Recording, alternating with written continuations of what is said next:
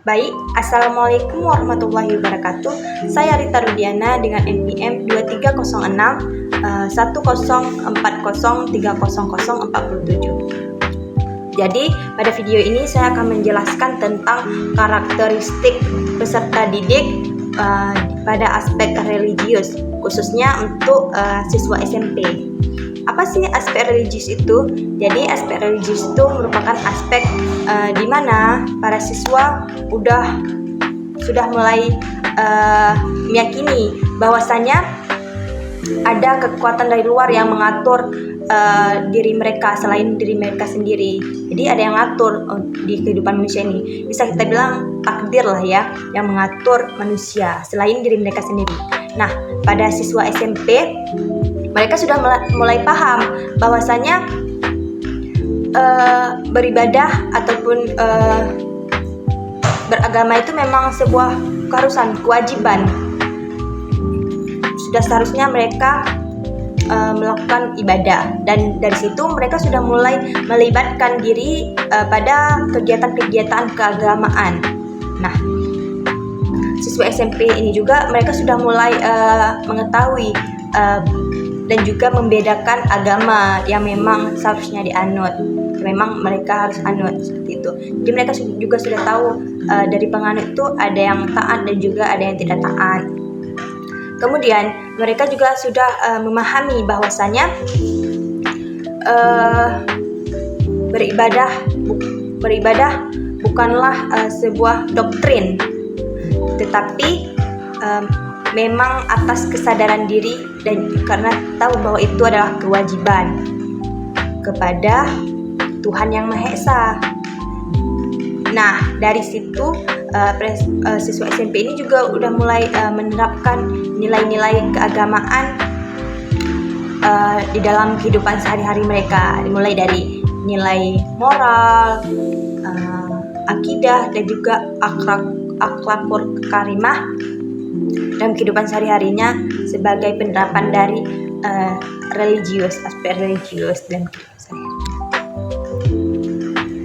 Untuk keterkaitan antara aspek perkembangan religius ini dengan SKKPD, SLTP, yaitu yang pertama keterkaitan dengan landasan perilaku religius.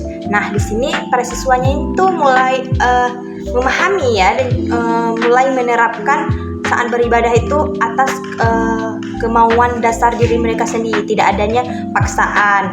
Nah, keterkaitan antara tugas perkembangan religius ini dengan SKKPD, yaitu yang pertama ada keterkaitan dengan landasan religius itu sendiri, di mana para siswa sudah mulai melakukan ibadah mereka itu atas kemauan dasar diri mereka sendiri tanpa adanya paksaan ya. Nah, yang kedua ada pada aspek landasan perilaku etis, di mana para siswa sudah melakukan kejujuran, menerapkan hal-hal kejujuran pada hidupnya sehari-hari dan juga berlaku sopan pada misalnya orang-orang tua yang memang kita harus berlaku sopan. Nah, pada aspek kematangan emosi, siswa sudah mulai mencoba mengendalikan diri mereka, contohnya seperti mengendalikan diri mereka dengan bersabar dan juga bersyukur gitu. Pokoknya bersabar lah intinya. Selanjutnya ada aspek kematangan intelektual, di mana siswa itu diharuskan menggali ilmu baru. Jadi mereka harus memahami, mendalami tentang ilmu agama ini, bukan hanya simpang siur. Jadi kita lebih paham, lebih tahu tentang agama tersebut. Kemudian ada pada aspek kesadaran tanggung jawab sosial. Nah, di sini mulai tumbuhnya rasa tanggung jawab terhadap sosial. Mungkin di mana saat misalnya ada teman nih memang membutuhkan. Nah, siswa nih mulai sadar ini dia perlu dibantu untuk karena memang membutuhkan. Jadi saling membagi ataupun saling membantu kayak gitu. Untuk selanjutnya pada aspek kesadaran gender. Siswa mulai sadar dan juga mulai sedikit membatasi antara interaksi perempuan dan juga laki-laki karena mengikuti aturan agama. Pada selanjutnya, yaitu yang ketujuh, ada aspek pengembangan diri, di mana siswanya itu diajarkan untuk menyadari bahwasannya menuntut ilmu itu memang sangat penting ya, sebagai sebuah bentuk pengembangan diri. Karena seperti ada kata-kata ya, ataupun sebuah kalimat lah, mengatakan bahwa tuntutlah ilmu sampai ke liang lahat. Itu dapat disimpulkan ya bahwa ilmu itu memang sangat penting ya teman-teman. Untuk selanjutnya, pada aspek perilaku kewirausahaan, kemandirian perilaku ekonomis. Nah, di sini siswa diajarkan untuk hidup hemat, dan juga seandainya nantinya mereka sudah mulai adanya penghasilan, dituntut untuk melakukan kejujuran dalam pekerjaan tersebut. Yang selanjutnya ada pada aspek wawasan dan juga kesiapan karir. Di sini para siswa itu diajarkan untuk kalau seandainya nanti di dalam karir yang telah mereka jalani, mereka seperti mengharuskan untuk adanya kejujuran, adanya etika, kemudian adanya tanggung jawab besar dalam menghadapi karir mereka tersebut. Nah, yang terakhir pada aspek kematangan hubungan dengan teman sebaya. Nah, seperti yang kita tahu ya bahwa setiap individu itu pasti mempunyai pendapat yang berbeda. Nah, di sini para siswa itu diajarkan untuk saling menghargai dengan pendapat orang lain. Kemudian seandainya teman kita membutuhkan bantuan, kita ada untuk membantu. Nah, itu tadi keterkaitan antara tugas perkembangan religius dengan SKKPD SMP.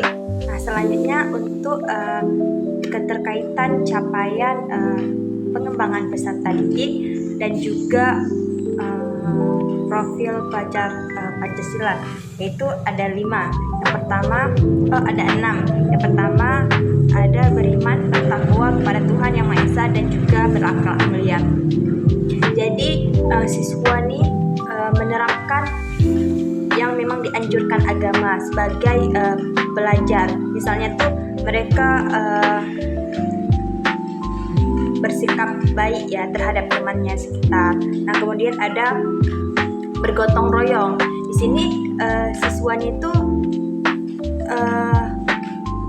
menumbuhkan jiwa saling membantu. Kayak misalnya nanti mereka bekerja sama dalam sebuah kerja, tapi mereka melakukannya secara bersama-sama. Kemudian ada mandiri. Jadi mereka mulai terbiasa untuk melakukannya sendiri, dan juga kalau memang mereka sanggup sendiri, ya udah mereka sendiri, tidak terlalu membebankan orang lain untuk membantu mereka. Kemudian ada kebinekaan global.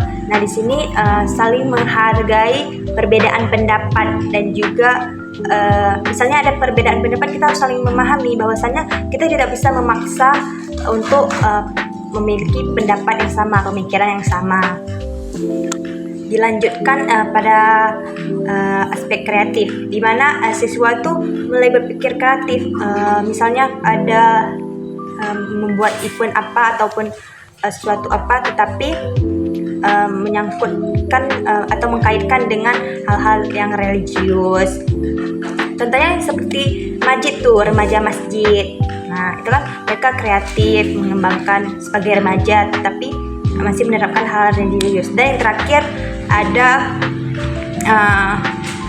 bernalar kritis.